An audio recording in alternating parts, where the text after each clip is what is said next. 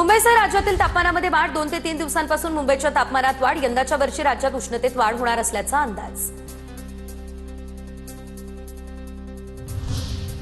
पीक आवर्समध्ये एक्सप्रेसना उपनगरीय मार्गावरती प्रवेश बंद। लोकल ट्रेनचं वेळापत्रक सुधारण्यासाठी रेल्वे प्रशासनाचा हा नवीन उपाय। मध्य रेल्वे मार्गावरील लोकल सेवेचं वेळापत्रक पूर्णतः कोलमडलंय, त्यामुळे प्रशासनाचा हा महत्त्वाचा निर्णय।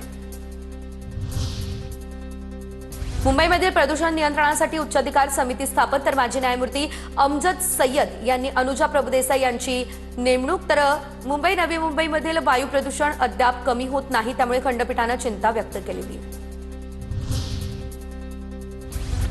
मुंबईमधील विकास प्रकल्पांना आता तरणार म्युनिसिपल बॉन्ड। 10,000 कोटींचे रोखे काढण्याचा मुंबई महापालिकेचा विचार। केंद्र सरकार देणार 100 कोटींचं प्रोत्साहन। कोस्टल रोडमुळे मरीन ड्राईव्ह ते वांद्रेपर्यंतचा प्रवास वेगवान झाला। त्यानंतर हवाई वाहतुकीची जोड।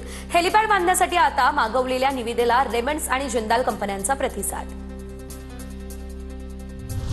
मुंबईमध्ये उंच गणेश मूर्ती समुद्रात विसर्जित करण्याचा निर्णय मार्चमध्ये संपुष्टात येणार। यंदाचा गणेशोत्सव पर्यावरण स्नेही होणार की पुन्हा तेच नियम, याकडे सर्वांचं लक्ष।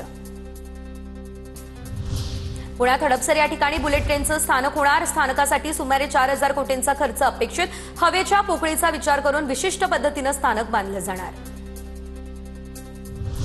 पुरंदरमधील प्रस्तावित विमानतळाच्या भूसंपादनासाठी कर्ज घेण्यात येणार। सविस्तर प्रस्ताव 10 फेब्रुवारीला होणाऱ्या मंत्रिमंडळ बैठकीत सादर करावा। मुख्यमंत्री फडणवीसांची मुख्य सचिवांना सूचना।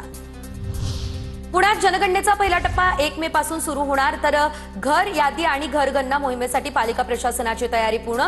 1 मे ते 15 जून या कालावधीमध्ये जनगणना केली जाणार।